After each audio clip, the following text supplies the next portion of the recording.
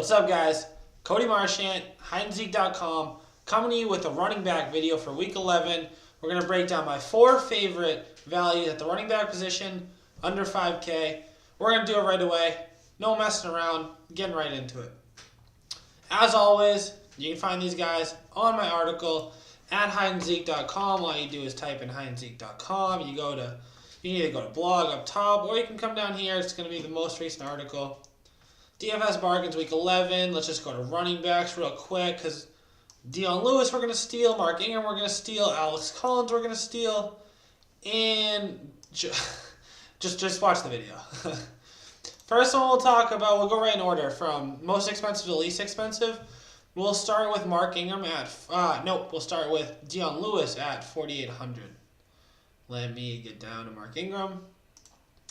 Mark Ingram, guys, 4,700. I just said Dion Lewis, but we're talking about Mark Ingram now. Mark Ingram, 4,700. Had him last week. Huge on him last week. He was down to 4,500 against Cincy when we knew that the Saints were going to want to run the ball. He got 13 carries on the ground, 3 catches, another 16-touch game. Like I said before on last week's video, he's been averaging 15 touches per game. One of the best offenses in the league, top 3, if not top 2, if not the best offense. They want to run the ball. He's getting 16 touches, 4,700. Philadelphia just got destroyed by Zeke. I know Mark Ingram is not Zeke, but he's a really good running back. 8 yards a carry last week. Zeke, 7.9 yards a carry last week against Philly. They're at home. High-scoring game. I love Mark Ingram this week. He is my favorite value at running back for the week. Right ahead of the most expensive guy I like out of the under 5K range, which is Dion Lewis.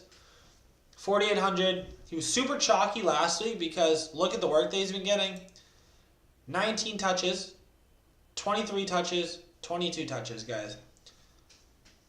The thing is with Dion Lewis, he's getting RB1 workload at sub 5K price range. That's a pretty good formula. We got Indy as the defense. Indy just gave up 2 touchdowns to Leonard Fournette. I know Dion Lewis isn't Leonard Fournette, but he's getting volume. He's in an offense that wants to play a little bit slower. They don't want to have Mariota drop back 35 times a game.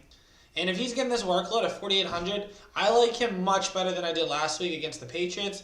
I know that the salary is a little bit higher, 46 to 48.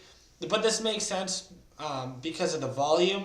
And I think that he's going to pay off that salary for sure. Dropping down to one these next ones, guys, are more risky, but you're saving some more value. I think that Dion Lewis and Mark Ingram are solid to put in your lineup. I'm not worried about them. Those are good values. Plug them in. They're going to get what they're supposed to. These next guys, you're saving a little bit with it. It's a little bit more risky, but there's some reasons why I like their situations. Alex Collins could be playing with either Lamar Jackson or RG3 because of Joe Flacco's hip injury. And I think that if either of these running quarterbacks get the start, I think that we're going to see more of this 19 carry a game Alex Collins versus the 9 carries that he got last week against Pittsburgh. And I think that they're going to do that to take pressure off of that quarterback, whoever it is, if it's not Joe Flacco. They're going up against Cincinnati, who's giving a run for the worst defense in NFL history right now. They just fired their defensive coordinator, Terrell Austin. And I understand that Alex Collins is not the sexiest name. He hasn't been amazing this year, but he's getting a good workload, 107 carries on the year, only 11.5 fantasy points a game. But at 4,400, he needs 12.5 points to pay out value, 13 points. And I think that that's doable. Last time he got this 19 touches, he did get 17 fantasy points. So I think it's very possible that we see him in that 11 to 15 fantasy point range. And, say he breaks a big run, which he can do. He's a good runner. I think that he has a good chance to hit that 15, 16-point game. And I think that Alex Collins is a pretty solid play at 4,400. I do like him a little bit less if Joe Flacco is starting. So monitor that situation moving forward.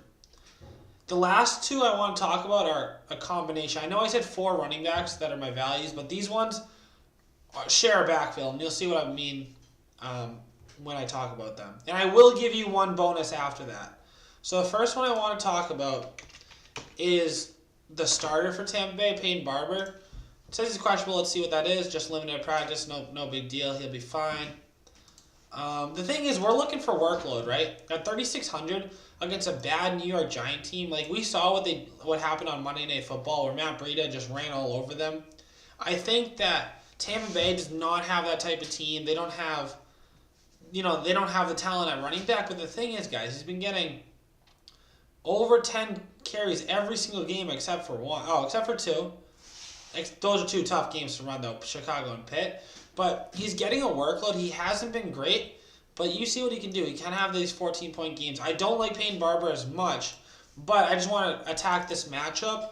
And not only with Peyton Barber, but I think if you want to be super, like a sicko, if you want to be a gross individual, a weird human, play Jaquiz Rogers this week, guys. 3,300. He had 102 receiving yards last week. It's not going to happen all the time. That was with Dirk Cutter calling the plays. One of our subscribers, Ken, pointed that out to me. Shout out to you, Ken. And they're going back to Todd Monken, I think, calling the plays. That was calling them previous to last week. So we don't know how Jaquiz is going to stay involved. But if he's going to have any sort of a passing down role in an offense where they love to pass the ball and they can't establish a run game, at 3,300, he can open up a ton and salary-wise, and I would love to open up salary to get up to these big-name receivers like Odell, Michael Thomas, some big-name running backs that have good matchups, Melvin Gordon, Saquon, Zeke. So you can get a lot of savings there. And the bonus one that I do want to talk about, guys, it's gross. It's gross again, but it's Jalen Richard. In the last 5 games, he leads their team in catches. 7 out of the 9 games for the entire season, he leads their team in catches. So he's a running back at 4,300 that you know is going to be in this 5 to 10 target range. He had 0 one week, but I don't know what happened in that game. But he's getting these targets, he's getting these looks, he's getting catches, and this is PPR. If he gets a 7-catch game for 48 yards, he's only getting 10.5 fantasy points a game. But say he has one of these games with 14.5 for 4,300, that's a steal. And I think against Arizona, who isn't that good of a team, especially on defense, I think that Jalen Richard can pay off value. I just think, the more names I can give you under this 5K range, it gives you a better chance to pick who you like, roll with whatever you like, because we all want to be able to put some value in our lineup this week to be able to get up to these studs this week. There's so many studs, so many matchups I want to attack, and it's just tough when you want to be playing a bunch of middling guys. I think that it's more of a studs and duds week. Let me know what you guys think. If you made it this far, please drop a like. Subscribe to the channel if you aren't already. Putting out a video every single day for you now. I was doing it 4 times a week. We're going up to daily content. This is our value running back of the week. We're about to put out value wide receivers right after this. Take care, guys.